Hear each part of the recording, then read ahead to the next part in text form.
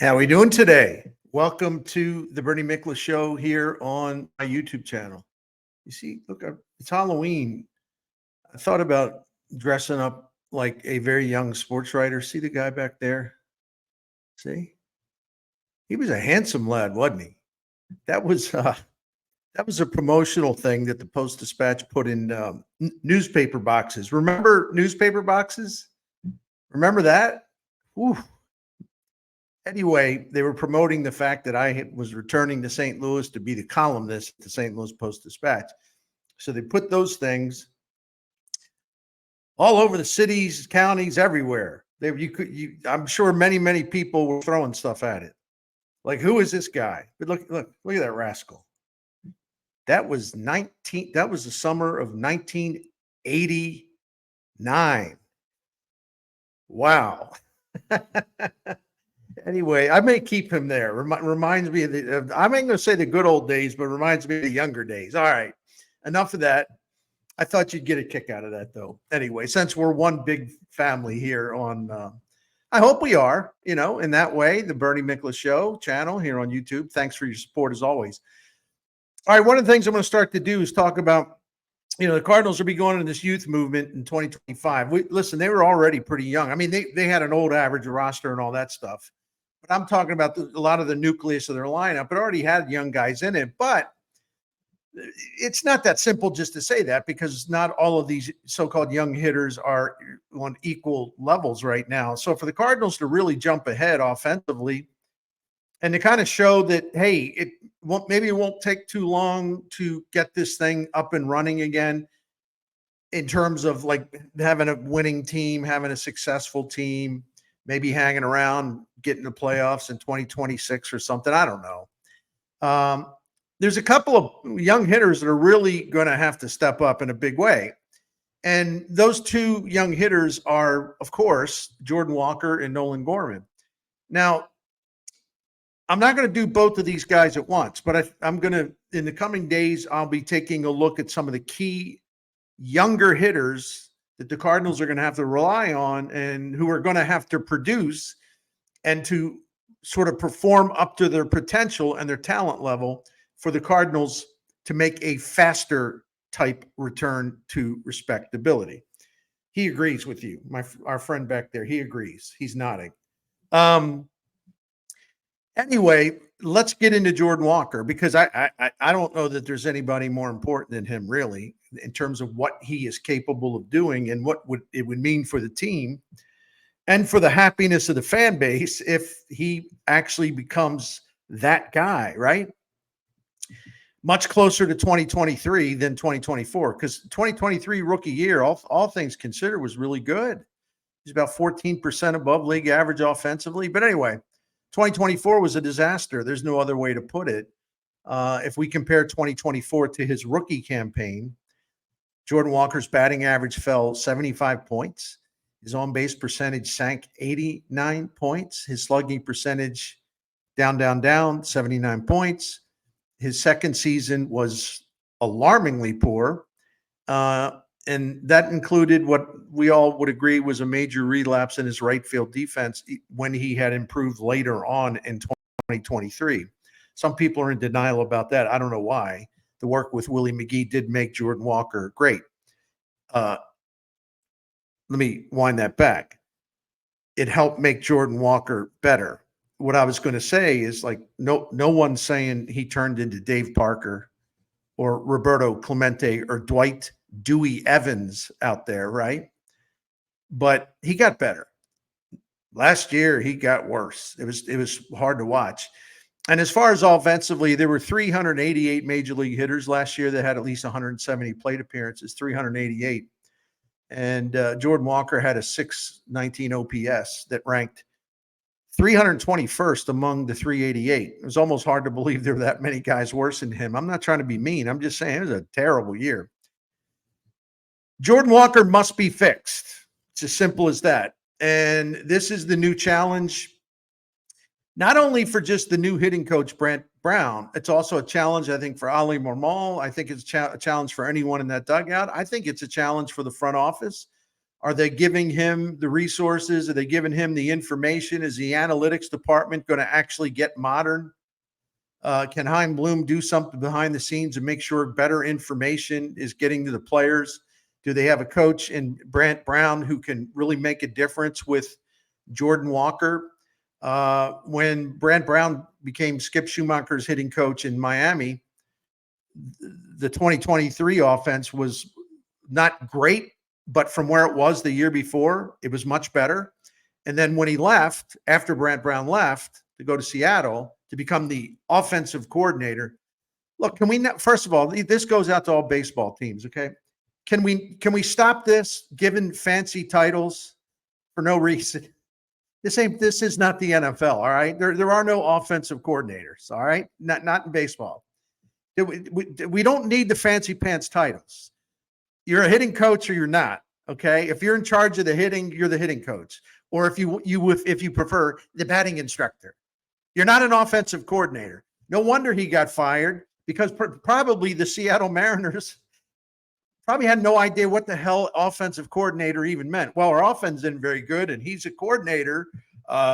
We better get rid of this guy. Anyway, but when Brant Brown left the Marlins, their offense got much worse. So he did make a difference the year he was there. And I've said this before. Anybody who's smart enough and good enough to work for the Los Angeles Dodgers for 5 years straight, that's a lot of credibility with me, because there is no smarter organization in the majors than the Los Angeles Dodgers. However, for the people that have already declared him to be a failure because he got fired, because we all know in baseball, coaches never get fired. I mean, has it ever really happened? All right, I'm gonna stop with the sarcasm. Thanks for tolerating me. I'm trying to get warmed up after a slow start today. Jordan Walker must be fixed, and I would argue, as I mentioned, there's no young hitter, I meant to say, more important than the team's offense than Jay Walker, with Nolan Gorman ranking a close second. All right. One of the reasons I'm slow getting this video to you today is because I was doing a lot of homework this morning. That's kind of the way I roll, as you know. And I got some numbers, and I'm always reluctant to go too deep into numbers because I think it can be boring.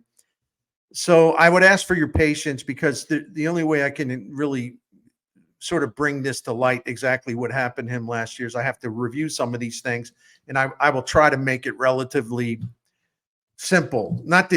I'm not saying I need to make it simple for you. I just think it's better if I can make it simple, because it's easier to understand. First of all, a big change from 2023 is that Jordan Walker became extremely vulnerable to fastballs. And that's a very disturbing thing, because if major league pitchers know you can't hit fastballs, what do you think they're going to do? Fastballs. In his rookie season, for example, when Walker connected with a four-seam fastball, he hit 349, and his slugging percentage was about 650. Last year, against the same pitch, the four-seamer, he hit 222, and his slugging percentage dropped by 207 points. That's a long way down. And again, I repeat, pardon my redundancy, if you can't hit a fastball in the major leagues, and he had trouble with every type of fastball, which I'll tell you about next, that is a vulnerability that is going to take you down, because that's probably the one thing you have to prove you can do as a young major league hitter. And he showed he could do it in 2023. He did great against four-seamers in 2023. I don't know what happened last year. I don't know why. I think it, as we'll get into, has a lot to do with confidence. And when you lose your confidence, you don't go up to the plate with a firm idea of what you need to do, what you're looking for, what you're going to attack, what you're going to avoid. You're just kind of, you're just not, what's the word, locked in mentally, because you've lost your confidence and you're just kind of a mess mentally. And that leads you to becoming a mess physically, the actual art of hitting a baseball. He was also, it wasn't just the four-seamer. He was also terrible against sinkers and cutters last year. So let's combine all of the fastballs, the three: four-seam, sinker, cutter. As a rookie, he hit 289 against all those types of fastballs combined, and his slugging percentage was about 470. It's good. Could be better, but good. Last season, against all types of fastballs combined, Jordan Walker hit 185, and his slugging percentage was about 335. As I've said before, long way down, long way down. Another huge problem for Walker, as I turn my notes page here, another huge problem for him last year, and you know this one because you watch the games on TV just as I watch the games on TV. He was absolutely helpless against pitches that were low and outside. He couldn't lay off of them. He got himself out repeatedly on those kind of pitches. And I got the numbers to back that up. It was actually worse than I thought. Well, you remember that, right? Especially those right-handed pitchers, especially low and outside. You know, when they needed to get a swing and a miss or whatever, or try to get a strikeout, they could do it that way. But first of all, they'd get ahead in the count by pumping fastballs at him that he didn't handle. So once that happened, man, once he got set up that way, low and outside. On low and outside pitches that actually landed outside of the strike zone, so that, in other words, they were balls, he hit 042 against those pitches. He had a 61% strikeout rate. That's why we saw, here I go again, sorry. That's why we saw low and outside. But even when they threw him low and outside strikes, right? He still hit only 125 and no power. Even when he got a belt high pitch that went for a strike on the outer half of the plate, right? Outside strike, belt high. He hit 267. All right, that's better than, what the heck did I say, 125. But he did not have a single extra base hit. So if Jordan Walker is to get fixed, a lot of it's going to have to be up to him and his mental strength, and the fact that he's going to have to discipline himself and not chase. Here we go again. Low and outside. He's got to lay off those pitches, especially the ones out of the strike zone. And that's a big deal, because that combination of being so futile and so inept against low and outside pitches, combined with the fact that you can't punish fastballs, which was a case last year. I'll be honest, it sounds dramatic, but it really isn't. I don't know that there's a worse combination of bad factors for a major league hitter. It's hard for me to comprehend that you could have kind of a worse combination of things destroying your hitting profile. Can't hit the fastball, and you can't lay off low and outside pitches out of the strike zone, or you can't get to the pitches and punish the pitches that are low and outside or low middle and that are actually strikes. You can't be that vulnerable to one area of the plate, man. And he's a 6'5" guy, and his bat certainly reaches across the home plate to the outside corner. So he's really messed up. That's messed up stuff right there. And then the other thing, when a guy loses his confidence, you've seen it, I've seen it, we've all seen it, which is even pitches that he normally would clobber, pitches that would be like, oh, thank you very much, boom, right? You lose your confidence and your head is so screwed up because of a loss of confidence. When they throw one, what StatCast refers to is heart of the zone strikes. Call them meatballs, call them right down the middle strikes. In other words, they just kind of groove a fastball, right? Or it doesn't have to be a fastball. They groove a pitch. Heart of the strike zone. That's the ones you're supposed to kill. In 2023, he hit 367 against those heart of the zone strikes. Last year, it fell to 290. Now, there's nothing wrong with the 290 average in other areas, but heart of the strike zone, the year before you hit 367 and that dropped 77 points in 2024, that's an issue. I think it does reflect his loss of confidence. Jordan Walker was not sure about what to expect. as the confidence went down and down and down, his head wires really tangled. I always like that term. That's from a Foo Fighters song. Tangled in your head wires. I like that phrase. I've overused it through the years, and I'm going to overuse it today. Just you are warned. But no, he lost his aggressiveness and his awareness and his aggressiveness attacking the juiciest kind of pitches there are. So you see how this is all snowballing? It's like one bad thing leads to another, and to another. And that's kind of how a guy falls apart at the plate. Another thing that bothered me when I was doing all the research this morning, he did a very poor job, Jordan Walker, last season of taking advantage of hitters' counts. You got the advantage. Chances are the pitcher's going to give you something to hit if you're ahead in the count. It works in your favor. We agree with that. Well, last year when he was ahead and he had hitters' counts, he had the second worst strikeout rate on the team. The only guy worse was Nolan Gorman. All due respect to Nolan Gorman, not trying to cheap shot him, but when you're hanging with Nolan Gorman in a stat like that, you don't want to be there. Not good. And even when Walker worked ahead in the count, or even got to let me rephrase that.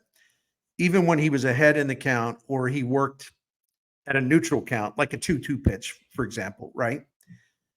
His strikeout rate was the second worst on the team.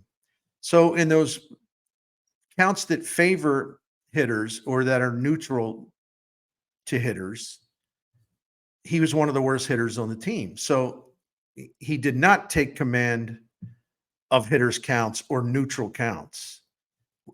The records show, like forever, hitters that are behind in the count or in their 2 strike counts, their numbers aren't going to be as good because the pitcher has the advantage. But when you have the advantage, or even a neutral count, because if say it's 2-2, or even say it's 1-1, I had Dave Duncan tell me one time that like 1-1 pitch may be the most important pitch in a count, because you don't want to fall behind 2-1. You want to go 1-2. Makes sense if you think about it. So that's what I mean about a neutral count: 1-1, 2-2. You can't let that slip away either. You can't turn that into a deficit. And I think Walker did that too often last year. So his management of the management of the counts was not good at all. Again, I think a reflection on his loss of confidence. We all know that Nolan Gorman, for example, collapsed in 2024, but even Nolan Gorman, when he was ahead in the count or it was a neutral count, he had good numbers. I mean, his whole thing is once he got behind in the count, talking about Nolan Gorman, once he got behind in the count, forget about it. Game over. Not game over, but at bat over. But when Nolan Gorman could get ahead of the pitchers or kind of fight him to a draw, it's pretty good. He hit 276. He had a slugging percentage over 500. Far superior to Walker. What he had when he was ahead in the count and even in the count, you combine the two, he hit 210. And his slugging percentage was 381. So, wow. I mean, again, we all look at Gorman as the guy that just kind of unraveled as a hitter. But if there's more signs actually of Walker, even though he didn't strike out as much overall as Gorman, but if you take all these other factors into account, in a lot of ways, his collapse was much worse than Gorman, because at least Gorman had a couple of really good months at the beginning of the season. Listen, Walker is not a lost cause. I want to emphasize that. I was just identifying what specifically the issues were that turned him from one of the best young prospects, best young hitters in baseball as a rookie, to someone that had to go spend months at AAA again. And even when he came back, he didn't exactly he didn't remind anyone of Pujols, let's say. Not that anybody could be Pujols, but you know what I mean. But there are some positive signs, even in a terrible year for him. His chase rate out of the strikes, going after pitches outside of the strike zone it went down a little bit. Still a little too high, but it went down. He swung at a higher percentage of strikes. That's good. He had a higher contact rate against strikes. It's still, the contact rate still isn't high enough, but it was improving. His average exit velocity increased. His hard hit rate increased. He barreled more pitches. On the other hand, he also had a jump in his ground ball rate, which went up 3% compared to his rookie year. And that continues to be a problem. He hits the ball hard, but he still hits the ball hard on the ground too often. So we're still talking about that because it's still an issue. He has shown improvement here and there, but it sort of comes back on him again where he starts to hit too many ground balls. The ground ball issue aside, but even then is not necessarily a physical thing. It's a physical adjustment, but it has nothing to do with his capability. It tells us he still has the strength. He has the ability to drive the ball, hit it hard. Physically, it's all there. But I made that head wire reference early in the video, and that's going to be the challenge for Brant Brown. The coach can earn instant credibility if his work with Walker can restore Walker's confidence, make him more mentally cognizant of what to look for, what to do, have a good approach. Don't do this, don't do that. Attack strikes. They pound you in the strike zone. You got to punish them for doing it. You get ahead. You get ahead on the count. Chances are maybe they're not going to throw you that cookie you're looking for. And the worst thing you can do, you're ahead of the count, is then go fishing for some low and away pitch that's out of the strike zone, doing the pitcher a favor. There is a mental approach to hitting, and that's where Jordan Walker was really lacking last year. And he was very confused. And again, he just did not have any strong, firm belief when he went up to the plate. So if Brant Brown can restore Walker's confidence and make him better at taking advantage of those hitter-friendly counts, be more prepared to attack the strike zone, Walker's head wires can be, in fact, untangled. They got to be untangled, right? Untangle the head wires and then reset him. That is the mission for Brant Brown. And if you say, well, it's up to Walker, yeah, it's up to Walker. But then again, what is the point of having 3 hitting coaches if they don't make a difference or they're not there to make a positive difference? If it was always up to the players, you wouldn't have any dang hitting coaches. They got 3, okay? There's still time for Walker to get straightened out. First of all, we saw his ability in 2023. We saw it. He does not even turn 23 years old until May. And he's still in school. And he's got a new teacher. And he'll have a chance. Jordan Walker will have absolutely a chance to reset. Kind of start his career all over again.